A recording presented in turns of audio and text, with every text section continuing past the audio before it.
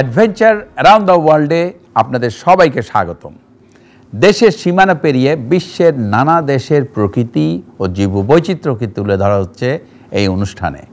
বিভিন্ন দেশের প্রকৃতি ও জীববৈচিত্র্য নিয়ে আমাদের বিশেষ আয়োজন adventure around the world.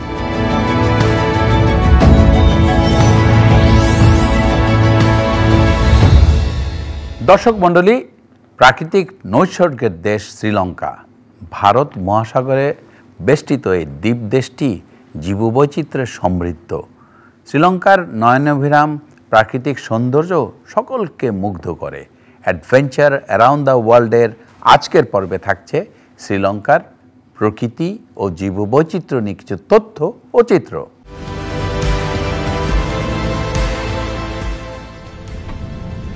Hotel থেকে বেরিয়ে রাস্তা দিয়ে যাচ্ছি পিন্নাওয়ালা এলিফ্যান্ট অরফানেজের দিকে। এর মাঝেই রাস্তায় চোখে পড়ল লোটাস টাওয়ার। লোটাস টাওয়ার এটা একটা বিখ্যাত টাওয়ার এই কলম্বোতে, এবং সেটাকে ছাড়িয়ে আমরা এগিয়ে যাচ্ছি। পিন্নাওয়ালা এই এলিফ্যান্ট অরফানেজটা খুব বিখ্যাত, কারণ এখানে তাদের নানা কর্মকাণ্ড আছে এবং সেই কর্মকাণ্ডের মধ্যে মূলত ব্রিডিং করে এশিয়ান এলিফ্যান্টকে তাদের সংখ্যাকে বৃদ্ধি করা।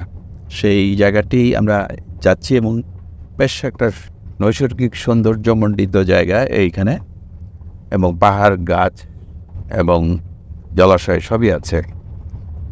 তো পিন্নাওয়ালা অরফানেজে গিয়ে এলিফ্যান্টগুলো তারা কীভাবে ব্যবস্থাপনার মাধ্যমে এই কনজারভেশনটা করছে সেটা দেখার, এবং সেখান থেকে দেখব যে আমরা বাংলাদেশে আমাদের এই কনজারভেশনের ব্যাপারটি আমরা কীভাবে কতদূর এদের কাছ থেকে শিক্ষা নিয়ে এগিয়ে নিয়ে যেতে পারি।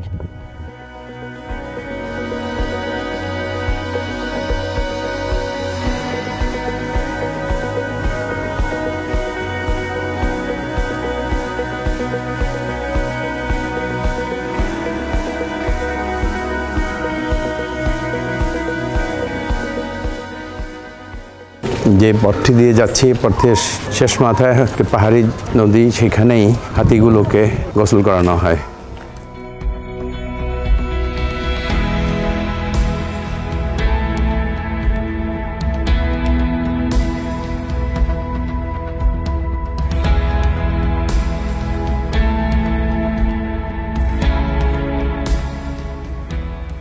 শেষ প্রান্তে পৌঁছে গেছি। হাতিগুলোকে পানিতে অলরেডি নামিয়েছে।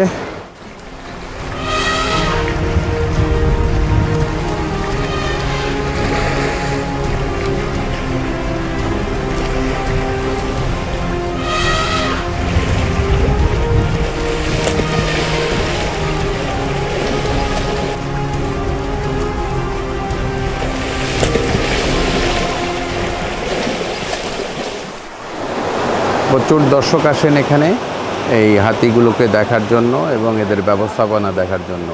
কনজারভেশনের বিকল্প নাই, কারণ আমাদের এই ধরনের প্রাণীগুলো দিন দিন হারিয়ে যাচ্ছে। সে কারণে এদের আমরা যত বেশি সংরক্ষণ করব, ততই এদের অবস্থা ভালো হবে এবং সংখ্যা বৃদ্ধি পাবে।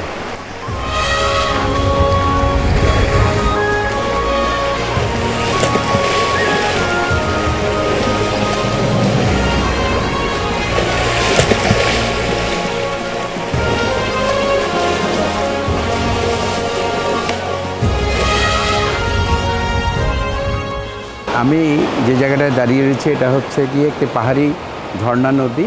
এই জায়গাটিতে এলিফ্যান্ট অরফানেজ থেকে হাতিগুলোকে নিয়ে আসা হয় গোসল করানোর জন্য। 1971 সনে এই এলিফ্যান্ট অরফানেজটি চালু করা হয়েছিল 5টি হাতি নিয়ে, সেটা এখন 71টি। এই যে নেচার থেকে আমাদের এই বড় প্রাণী হাতি হারিয়ে যাচ্ছে, তার সংখ্যা বৃদ্ধি করে এদের আবার নেচারে ফিরিয়ে দেওয়া, এবং সেই কাজটি শ্রীলঙ্কায় খুব ভালোভাবে করছে তারা, এবং বাংলাদেশেও আমাদের ফলো করা উচিত। আমাদের আশেপাশে যে প্রাণীগুলো আস্তে আস্তে হারিয়ে যাচ্ছে আমাদের প্রকৃতির থেকে, তাদের রক্ষা করতে হলে কিন্তু আমাদের নানা উদ্যোগ নিতে হবে, এবং সেই উদ্যোগ নেওয়ার দরকার এখনই, কারণ এরা কিন্তু নানাভাবে আমাদের প্রকৃতিকে ভালো রাখছে, এবং সেই ভালো রাখার ব্যাপারটি আমাদের ভাবতে হবে এবং এদের ব্যাপারে সচেতনতা তৈরি করতে হবে এবং এদের যাতে বংশবৃদ্ধি হয় সে ব্যবস্থাপনা নিতে হবে।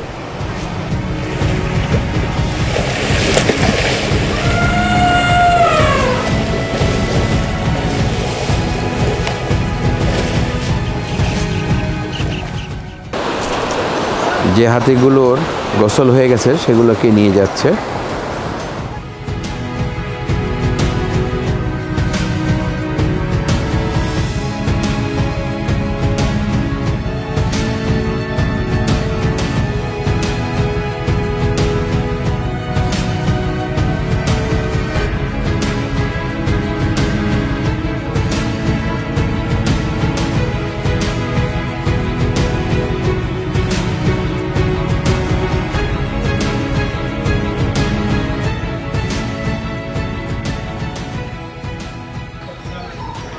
হাতিগুলোকে খুবই সুন্দর সুরক্ষিতভাবে লালন পালন করা হচ্ছে এবং এদের বংশবৃদ্ধি করা হচ্ছে।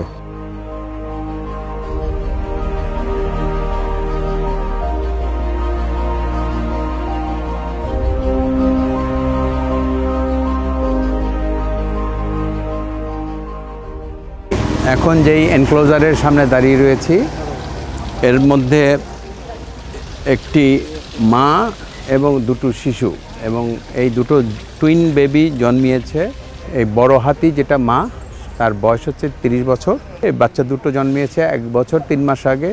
এরা কিন্তু নানাভাবে এখানে আসে বলে এই নামটি হয়েছে অরফানেজ। একটি হচ্ছে ব্রিডিং, এখানে নানাভাবে এদের সংরক্ষণ করে এদের সংখ্যা বাড়ানো হচ্ছে। পাশাপাশি এরা কিন্তু অনেক সময় ওয়াইল্ডে নানা রকম অসুস্থ হয়ে যায়, নানা রকম সমস্যা হয়, তখন এদের নিয়ে আসা হয় এখানে। আমরা বাংলাদেশে এই জিনিসটা এই ধরনের কাজগুলো যদি ফলো করতে পারি, সংরক্ষণের যে আইডিয়া এবং এই ধরনের প্রচেষ্টা যদি আমরা করতে পারি তাহলেই কিন্তু এই প্রাণীগুলো ভালো থাকবে এবং পরিবেশ প্রকৃতি ভালো থাকবে।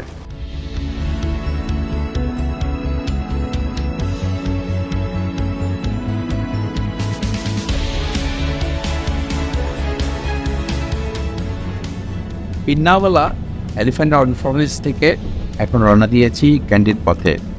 ক্যান্ডিতে আশা করি অনেক কিছুই দেখতে পাবো। ক্যান্ডি সম্বন্ধে যেটা জেনেছি যে খুব সুন্দর একটি জায়গা এবং ক্যান্ডি ড্যাশ কিন্তু খুব ফেমাস। সেখানে আরও অন্যান্য জীববৈচিত্র্য দেখব এবং এই পথে যেতে যেতে হয়তো অনেক কিছুই পাবো। ক্যান্ডির পথে যেতে যেতে এই পথে একটি জায়গায় পাহাড়ি নদীর পাশে পেলাম গাছের মধ্যে প্রচুর বাদুড়। এত বাদুড় একসাথে সচরাচর দেখা যায় না।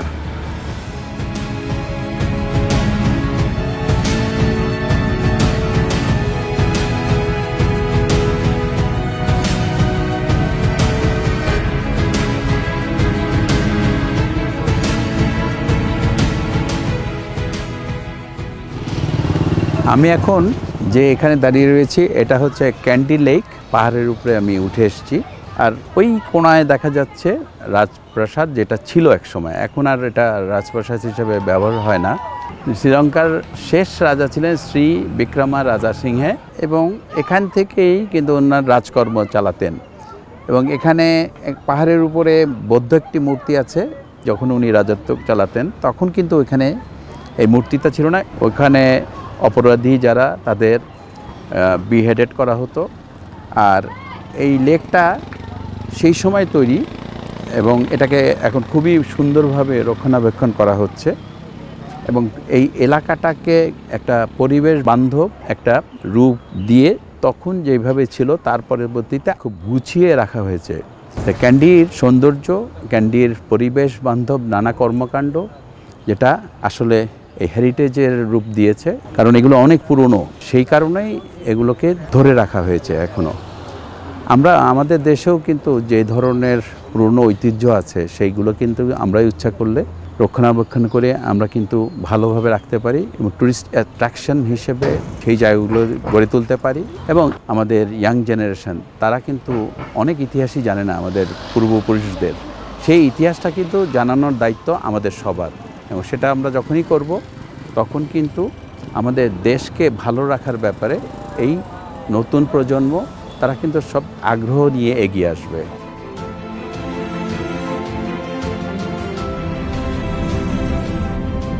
বিকেল হয়ে গেছে, এখন সময় হয়েছে সেই ফেমাস ক্যান্ডি ড্যান্স দেখার। তো এখন ক্যান্ডি লেক থেকে ক্যান্ডি ড্যান্স দেখার জন্য কাছেই, বেশি দূরে নাই, ওখানে যাচ্ছি।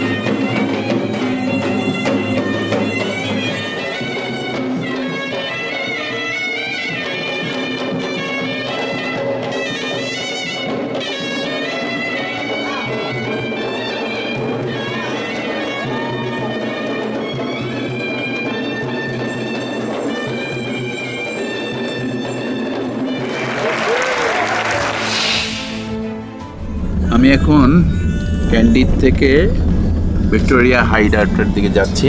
এখান থেকে আমাদের ভিক্টোরিয়া হাইড আউটে যেতে সময় লাগবে প্রায় 1.5 ঘন্টার মতো।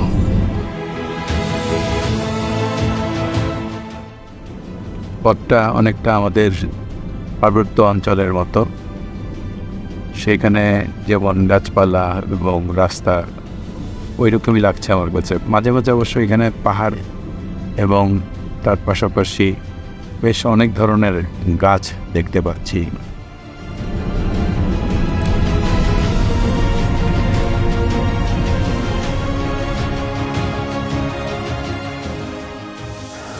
Victoria reservoir and sanctuary. এখন এই স্যাংচুরির গাছপালা এবং বন্যপ্রাণী তা দেখার জন্য একটু পাহাড়ের উপরে উঠছি।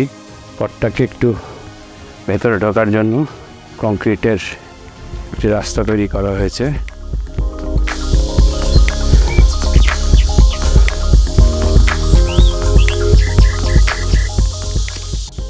এই গাছটি পেলাম, এটাকে লোকাল ভাষায় বলে কন। এই গাছটি 70 বছরের পুরনো। নানা ধরনের মনো ফুল, কাঁটাযুক্ত কিছু গাছও আছে।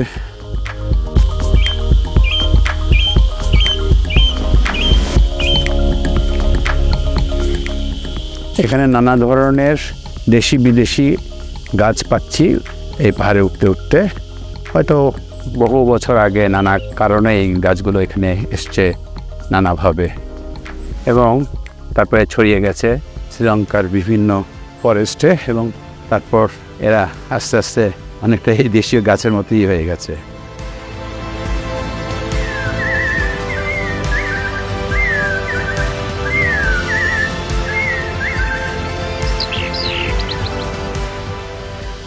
আমি এখন যে জায়গাটি দাঁড়িয়েছি সেটা হচ্ছে ঠিক রিজার্ভার, যে ভিক্টোরিয়া রিজার্ভার তারই পাশে একটি ফরেস্টের মধ্যে। ওখানে কিন্তু হাতি আছে খুব এই ফরেস্টে। এই হাতিগুলো এই পথ দিয়ে যায় নিচে এই রিজার্ভার থেকে পানি খাওয়ার জন্য। এখানে একটা পরিবেশ বান্ধব একটা অ্যাটমসফিয়ার তৈরি হয়েছে যেটা দেখার মতো, এবং এখানে যে প্রাণীগুলো থাকে তারা কিন্তু মনের আনন্দে কিন্তু এই ফরেস্টে থাকে, কারণ কেউ তাদের ডিস্টার্ব করে না। আমরা আমাদের দেশেও, বাংলাদেশে এই ধরনের যেই প্রকল্পগুলো আছে তার আশেপাশে কিন্তু আমরা এইভাবেই খুব সুন্দরভাবে কিন্তু রাখতে পারি, এবং সেখানে ট্যুরিজমও যেমন হবে, পাশাপাশি প্রাণীদের জন্য সুব্যবস্থা হবে। সব কিছু মিলিয়ে পরিবেশ ভালো থাকলে আমরা ভালো থাকব, আমাদের ভবিষ্যৎ প্রজন্ম ভালো থাকবে। সুতরাং আমাদের এখনই সচেতন হতে হবে এ ব্যাপারে, এবং বাংলাদেশে যাই আছে, যতটুকুই আছে তা ধরে রাখতে হবে।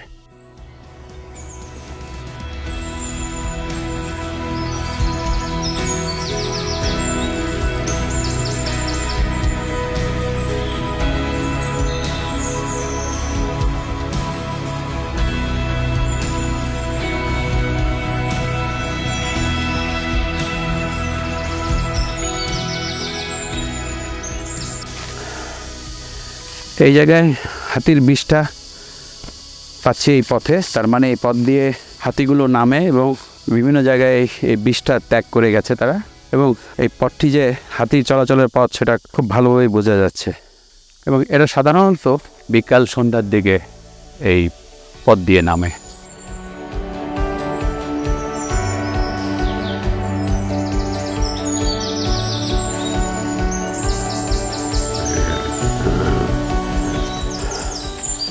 হাঁটতে হাঁটতে বেশ ভেতরে চলে গিয়েছিলাম, তো সেখানে আমাদের গাইড বলল যে হাতির স্মেল পাওয়া যাচ্ছে আর সামনে যাওয়া নিরাপদ হবে না, তো যার জন্য আর সামনে এগোলাম না। জঙ্গলি হাতি তারা কিন্তু খুব বেশি ভয়ঙ্কর, যার কারণে আর আমরা ওইদিকে সামনে গেলাম না, এখন অন্যদিকে এগিয়ে যাচ্ছি।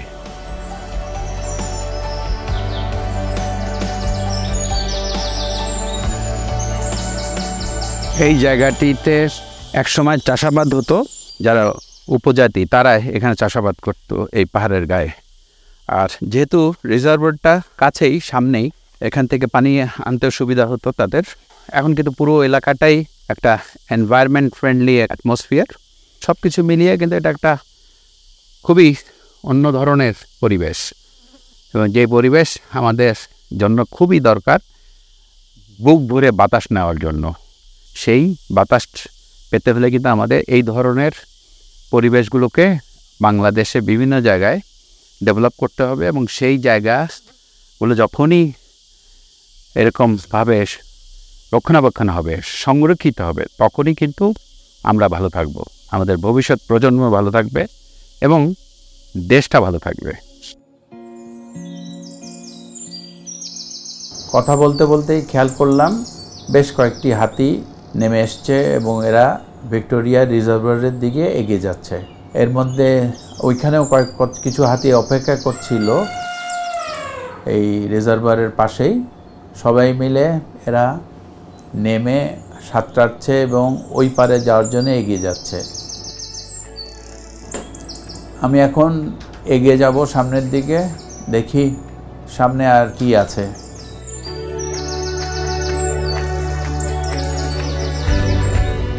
এই যে তারের যে ফেন্সটা, এটা ইলেকট্রিক লাইন, কিন্তু লো ভোল্টেজের। হাতি যাতে উপর থেকে নেমে আসতে না পারে এবং এখানে রাস্তার মধ্যে চলে না আসতে পারে এবং লোকালয়ে না আসতে পারে, সে কারণেই কিন্তু এই ধরনের ইলেকট্রিক ফেন্স দেওয়া হয়েছে। এবং এটাতে ভোল্টেজটা এমন দেওয়া হয়েছে জাস্ট শক দিবে হাতিকে, এবং হাতি যাতে ফিরে চলে যায় এই শকটা খেয়ে, যেন সে নেমে না আসে। এবং এখানে সাইনবোর্ডও দেওয়া আছে ডেঞ্জার ইলেকট্রিক ফেন্স। এই ধরনের ব্যবস্থাপনা আমাদের করা উচিত বাংলাদেশে, এবং তাতে কিন্তু এই হাতি মানুষের যে দ্বন্দ্ব, সেই দ্বন্দ্বটার থেকে আমরা কিছুটা হলেও পরিত্রাণ পাবো।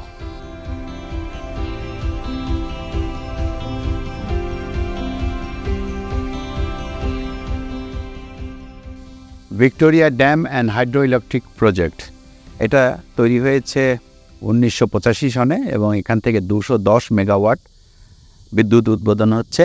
হাইড্রো ইলেকট্রিক সেটা হচ্ছে যে জল থেকে তৈরি বিদ্যুৎ এখানে তৈরি হচ্ছে, এবং সেটা এই এলাকার পুরোটাতেই দেওয়া হচ্ছে, এবং এর পাশে জায়গাগুলোতেও এই ইলেকট্রিসিটি দেওয়া হচ্ছে।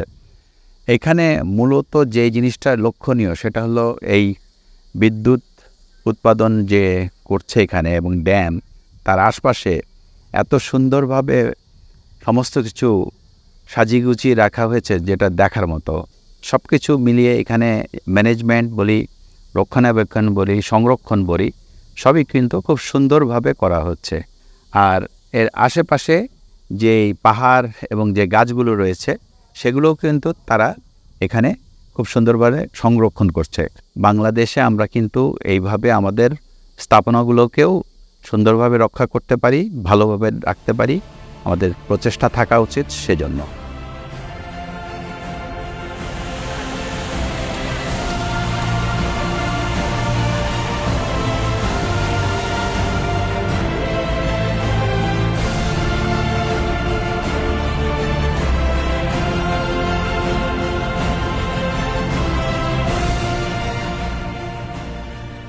আমার পেছনেই ভিক্টোরিয়া রিজার্ভার, আর এর সাথে হচ্ছে ভিক্টোরিয়া ড্যাম।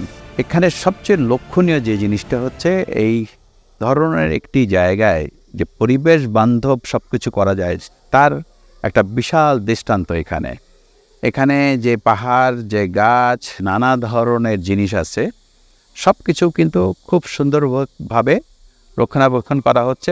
সংরক্ষণের বিকল্প নেই, এবং সেই সংরক্ষণ আমরা যাই কিছু করি না কেন আমাদের নিজেদের কমফোর্টের জন্য, যেমন বিদ্যুৎ একটি জরুরি ব্যাপার, কিন্তু তার সাথে সাথে কিন্তু আমাদের ভাবতে হবে পরিবেশটাকে আমরা কিভাবে ভালো রাখতে পারি। আমরা বাংলাদেশেও কিন্তু আমাদের যে ধরনের স্থাপনাগুলো আছে, এই ধরনের নানা জিনিস আছে, সেখানে কিন্তু আমরা এরকম পরিবেশ বান্ধব নানা কর্মকাণ্ড করতে পারি এবং আমাদের পরিবেশকে সুন্দর করে রাখতে পারি। সুতরাং এই সচেতনতা আমাদের সবার মাঝে ছড়িয়ে দিতে হবে, এবং আমরা যেন এটা মনে প্রাণে বিশ্বাস করি যে প্রকৃতি ভালো না থাকলে আমরা কখনোই ভালো থাকব না।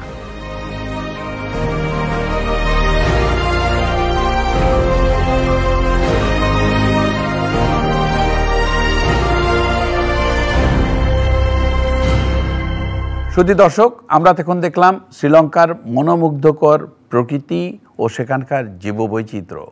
বিভিন্ন ধরনের প্রতিকূলতার মাঝেও শ্রীলঙ্কার প্রাকৃতিক পরিবেশ ও জীববৈচিত্র্য সংরক্ষণে বেশ কিছু উদ্যোগ নেওয়া হয়েছে, যা শ্রীলঙ্কার অর্থনীতির জন্য সুফল বয়ে এনেছে। তাই বাংলাদেশেও এ ধরনের উদ্যোগ নেওয়া হলে তা এদেশের অর্থনীতির জন্য কল্যাণকর হবে। সুন্দর প্রকৃতিতে গড়ে সুস্থ জীবন, এই আশা নিয়ে শেষ করছি আজকের অনুষ্ঠান। আপনারা সবাই ভালো থাকুন, সুস্থ থাকুন।